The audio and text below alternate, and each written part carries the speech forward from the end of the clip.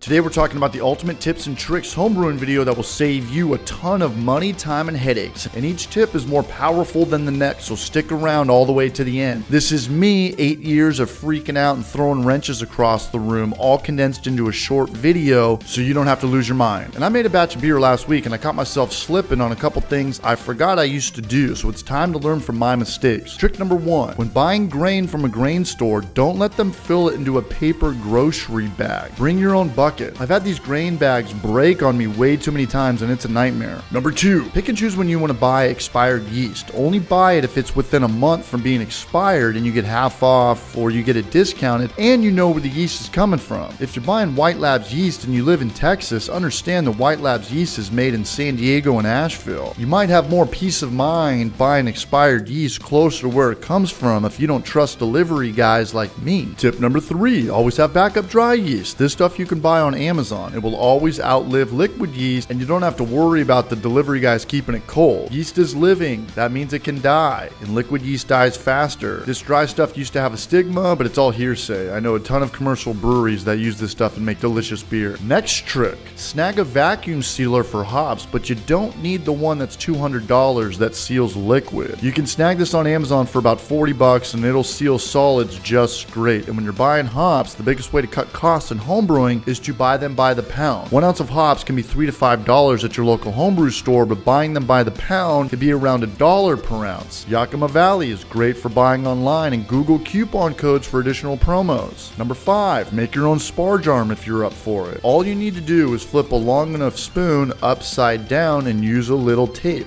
Tip number 6, want to get someone you know into homebrewing and want to buy them a gift? Well, don't buy them a Mr. Beer kit. These kits are janky. I have no clue what all these mystery ingredients even are. Snag them a kit from Northern Brewer. These kits are awesome and affordable, and there's a much higher chance that they're going to stick with homebrewing. Number 7, this is important. You want to get into homebrewing yourself but don't know where to start? Start all grain with Brew in a Bag, or BIAB. These systems are way too convenient nowadays, but furthermore, they're way cheaper than some of the systems that I had back in the day. Number 8, don't build a pulley system for your brewing setup. Just use an oven rack, and everybody has an oven rack. Tip number 9, don't buy PBW. OxyClean is much cheaper, and I'm pretty sure it's the exact same thing at this point. 11th zinger, don't overthink your beer lines and think you have to clean it with caustic. Caustic is sketchy stuff, and if you have really dirty beer lines, then just replace them. I know small commercial breweries who don't even clean their lines. If their lines are accessible and not running through ceilings, just change them out every couple times a year, and then just rinse the lines out in between beers. But if I have a restaurant or a bar and my taps are 100 feet away from my cold box, then I'd use caustic. Number 12, and this trick can seriously save you from punching a hole in your drywall. Having difficulty connecting beer and gas lines? Heat up some water around 130 degrees Fahrenheit, dip the lines in there for 5 seconds, and it'll be a lot easier to assemble. Number 13, have a backup CO2 tank. Having beer ready and no gas is a nightmare. And if you're brewing with propane, I'd recommend having a backup propane tank as well. Next tip, use hose clamps and Teflon tape on everything. Having a leak is never good, but especially not with beer and gas. And this is the greatest tip of all time. This is the greatest gift of all time too. Get an Inkbird. And if you were around for these days, you remember these? Then you appreciate Inkbird temperature controllers as much as I do. Don't use the cheap stainless steel ones. Even if you calibrate them, it's only a matter of time before they flare out again. And calibrate everything. Thermometers, hydrometers, pH meters, everything. Oh, and don't buy a cheap pH reader. I've never had any luck with any of these. Snag one from the Milwaukee brand. Calibrate everything. Your beer is only as good as your calibrated thermometer. Now this tip can save you a ton of money. Don't buy a mill with 3 rollers. 2 rollers are cheaper and they work just fine. I've had both and there's literally no difference except for a few seconds of milling. And don't buy one of those $500 mills that comes with a table and a motor. Just use a drill on your own table and make your own table. The fastest way to cut out a table is just use a clipboard, drill it to a clipboard, trace it around, and use a multi-tool to cut out the inside to your specific dimensions. But if your clipboard can't support the weight of your mill, just use a 1x6 or any other piece of scrap wood that you have floating around that's big enough to cover a bucket. Drill some pilot holes in there so you can get a jigsaw in there, cut it out to your dimensions, and then just smooth it out with a multi-tool. And voila, you're cooking with grease. And if you do buy a new mill, there might be this blue protection seal on it. It's a hassle to get off, but don't ever clean it with OxyClean and water like me. It will leave this weird oily residue, but it's all good. Just throw some grain in there and the grain will will soak that up, and after a couple times of putting a couple handfuls of grain in there, it'll go away. And don't clean your mill at all. Never clean it or put some form of liquid in there. If you have to clean it, just hit it with a foxtail brush. Now here's a tip that'll save you from repatching some drywall. Couldn't find a bung, or maybe you had the wrong size bung, or maybe you didn't have an airlock, but you thought that you did. Now it's time to blow a fuse. Well, don't worry, easy fix. You know what? You don't need one. Just use sanitized Glad wrap with a rubber band. The pressure will seep out underneath the rubber band while keeping it airtight. And time your system, whether it's gas or electric. Know how long it takes X amount of water to get to strike and boil. This will help you gauge future brew days. And don't buy a kegerator. Don't you even think about it. They're a giant ripoff. You got to build your own kegerator or keezer. It'll also teach you about CO2 and tanks along the way. This is a rite of passage for homebrewing. Big tip, try your best to buy everything used. If you live in a big city, take advantage of it. I live in a small city. I got none of this going on. I wish I had Craigslist and OfferUp and Facebook and that stuff. The bigger the city, the easier it is to find stuff, and the less you have to drive. Now here's a tip that can save you a ton of money. Stay away from the stuff that's welded. Back in the day, I used to admire expensive stuff that wasn't screwed together, but it does nothing different except cost you more money. Go weldless with any spigot. Another tip I got hit for the first time was last week's brew day. When buying a used corny keg, bring your CO2 tank to make sure it's airtight. And I always recommend changing out the gaskets every time I buy a used corny. You can swoop these on Amazon for cheap.